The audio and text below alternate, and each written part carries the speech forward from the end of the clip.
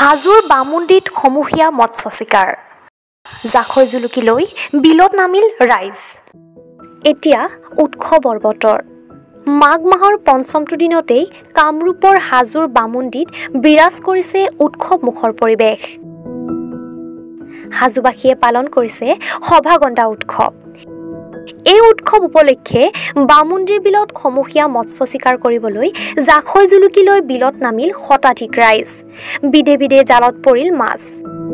উল্লেখ্য যে বিগত ১.৫ শতিকা ধৰি চলি আহিছে সভাগণ্ড উৎসৱ পালনৰ পৰম্পৰা এই সভাগণ্ড উৎসৱত প্ৰতি বছৰে মাঘ মাহৰ পঞ্চমটো দিনত বামুণ্ডিত সমূহীয়াভাৱে মৎস্য চিকাৰ কৰা হয় আৰু নিখাৰ ভাগলৈ ঐতিহাসিক সভাগণ্ড উৎসৱ পাতি অতিথিক প্ৰদান কৰা হয় বিলত ধৰা এই মাছ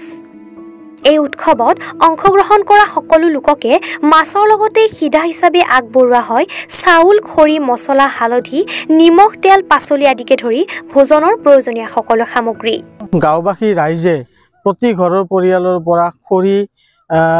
লাও বেঙেনা আলু মা মছলা আদি আমি সকলোৱে লগতে আমি চান্দা হিচাপত বৰঙণি তুলি আমি সকলোৱে আমি তাত একগোট কৰোঁ ভঁৰালত আৰু সেই আমাৰ প্ৰায় ১৫০ বছৰৰ অধিক এই পৰম্পৰা আৰু এই পৰম্পৰাটোৰ জৰিয়তে আমাৰ মাঘ মাহ আমাৰ অসমীয়া মানুহে অতি পবিত্ৰ আৰু পুণ্যৰ মাহ বুলি আমি গণ্য কৰোঁ এই পবিত্ৰ মাহটোত আমি ৫ তাৰিখ আৰু ৬ তাৰিখে দুদিনীয়া কাৰ্যসূচীৰে সভাগণ্ড আয়োজন কৰোঁ আৰু এই সভাগণ্ডত আমাৰ পশ্চিমবংগৰ মৌজাৰ প্ৰায় ১৬খন গাঁৱৰ লোকক আমি নিমন্ত্ৰণ কৰোঁ আৰু এই নিমন্ত্ৰণ কৰা লোকসকলে আমি আজিৰ দিনটোতে আমি সিধা প্ৰদান কৰোঁ সন্ধিয়া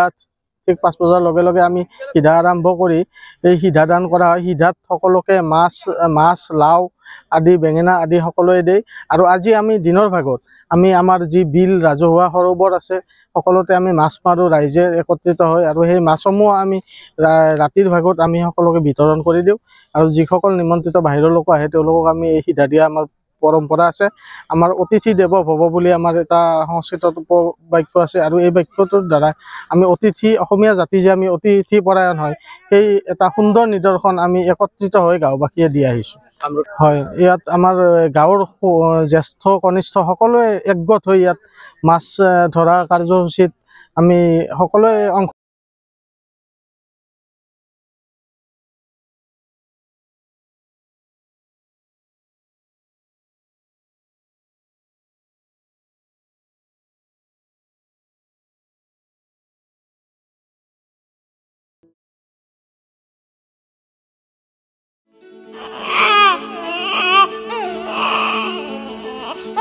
অভিনন্দন আপোনাৰ এজনী ছোৱালী জন্ম হৈছে